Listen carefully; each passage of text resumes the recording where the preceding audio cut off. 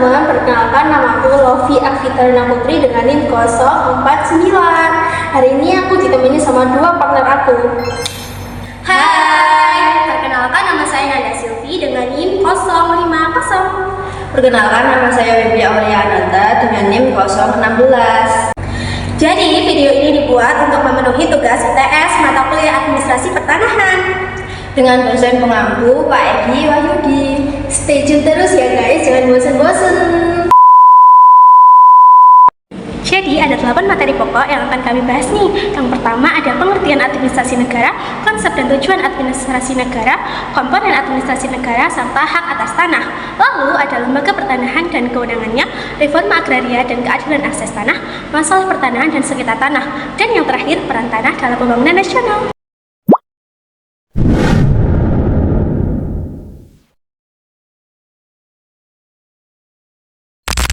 Kita akan mulai dengan pengertian administrasi pertanahan. Kalian tahu nggak apa itu administrasi pertanahan? Administrasi pertanahan merupakan serangkaian kegiatan yang dilakukan secara sistematis untuk mendaftarkan, mengatur, dan mengelola data terkait tanah beserta hak-haknya. Ada juga itu tujuan utama dari administrasi pertanahan adalah dengan memberikan kepastian hukum atas kepemilikan tanah serta mengurangi potensi konflik. Untuk lebih konkretnya yaitu diberikan contoh sederhananya, misalkan dengan Pak Budi membeli tanah tetapi tidak mendaftarkannya ke BPN. Nah, saat terjadi sengketa, Pak Budi akan kesulitan untuk membuktikan kepemilikan tanahnya tersebut.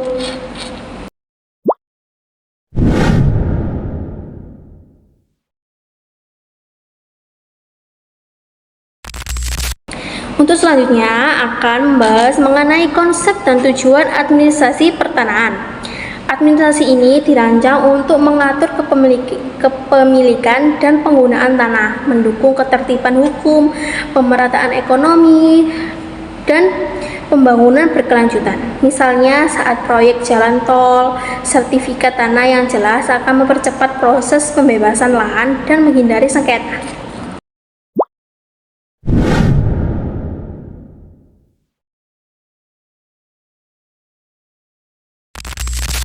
Nah, selanjutnya aku akan membahas mengenai komponen administrasi pertanahan. Sebenarnya komponen administrasi pertanahan itu ada berapa sih? Komponen administrasi pertanahan ada 3 macam. Apa aja? Yang pertama pendaftaran tanah, yang kedua sertifikasi tanah, dan sistem informasi pertanahan berbasis digital. Contoh singkatnya misalnya Bu Siti. Bu Siti membeli rumah baru. Beliau memverifikasi keaslian sertifikatnya melalui aplikasi resmi BPN. Nah, itu tindakan yang sangat benar dan harus dicontoh teman-teman. Sekarang mari kita membahas mengenai hak atas tanah di Indonesia. Sebenarnya warga Indonesia tuh punya hak atas tanah ada berapa macam sih? Ada 5. Apa aja? Yang pertama ada hak pakai, hak guna usaha atau HGU, hak guna bangunan HGB, hak milik, dan hak pengelolaan. Contoh perbandingannya kita ambil misalnya Pak Tono. Pak Tono memiliki perkebunan sawit nih. Harusnya Pak Tono memiliki hak atas apa sih teman-teman?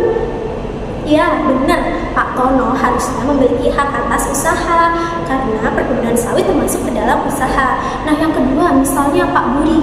Pak Budi ngapain? Pak Budi membeli tanah baru. Nah, tanah baru harusnya Pak Budi memiliki apa?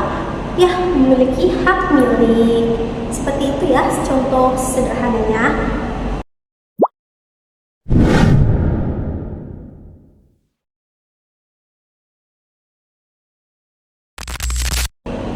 Oh ya teman-teman, tadi kan kita sempat menyinggung mengenai BPN ya. Sebenarnya BPN itu apa sih teman-teman?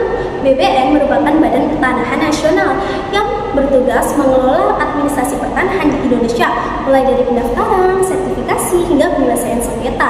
Salah satu program BPN yang paling membantu adalah PTSL, yaitu pendaftaran tanah sistematis lengkap. Kenapa? Karena program itu memungkinkan warga untuk mendapatkan sertifikat dengan harga dan biaya yang lebih terjangkau.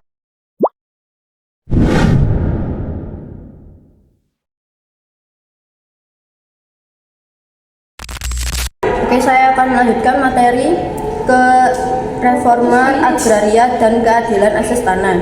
Reforma agraria bertujuan untuk memperbaiki distribusi kepemilikan tanah, memberikan akses ke lahan bagi masyarakat kecil, serta mengurangi ketimpangan sosial.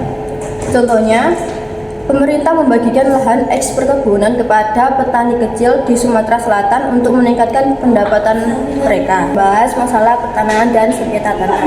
Masalah yang sering terjadi dalam administrasi pertanahan di Indonesia meliputi tumpang tindih sertifikat, praktik mafia tanah, dan rendahnya tingkat pendaftaran tanah. Untuk contohnya, kedua keluarga bisa bersengketa karena jual beli tanah dilakukan tanpa akta resmi dan tanpa pendaftaran di BPN. Peran tanah dalam pembangunan nasional.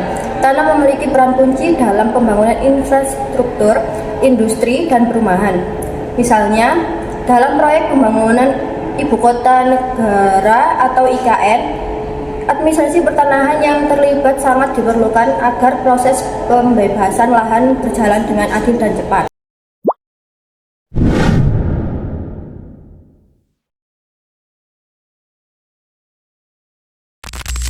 Sengketa tanah sering terjadi akibat permasalahan terkait status tanah, batasan, dan hak-hak atas tanah tersebut.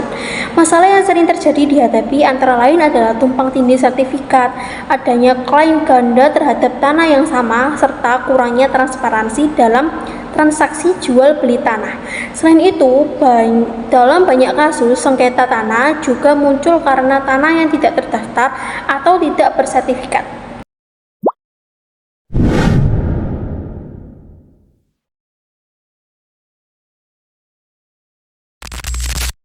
Dalam konteks pembangunan nasional, administrasi pertanahan yang baik dan tertib sangat penting untuk mendukung pembangunan infrastruktur, industri, dan perumahan. Tanah yang telah terdaftar dan bersertifikat memungkinkan pemerintah dan swasta untuk melakukan pembangunan yang lebih efisien dan sesuai dengan peraturan yang berlaku. Pentingnya administrasi pertanahan juga terlihat dalam proses besar seperti pembangunan Ibu Kota Negara atau IKN di tanah yang terdaftar secara sistematis. Diperlukan untuk memperlancar proses pembebasan lahan dan memastikan keadilan bagi masyarakat yang terdampak.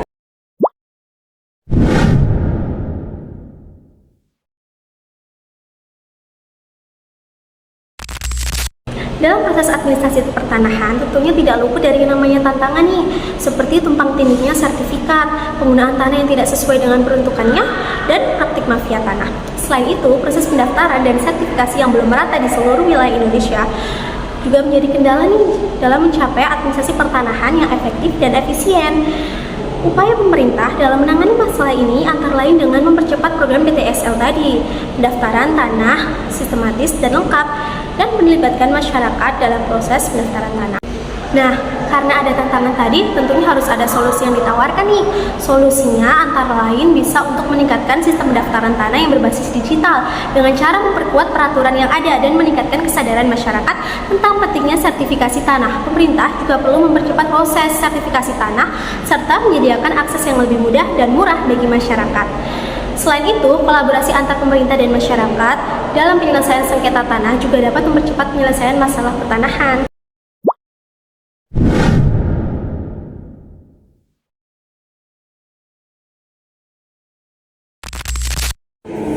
Sebagai kesimpulan, administrasi pertanahan memiliki peranan strategis dalam memberikan kepastian hukum, yaitu mendukung keadilan sosial dan memperlancar pembangunan nasional. Oke teman-teman, itulah hasil video presentasi dari kami kali ini. Kalau ada salah kata, mohon dimaafkan ya. Wajar manusia, bukan nabi boy. Wassalamualaikum warahmatullahi wabarakatuh.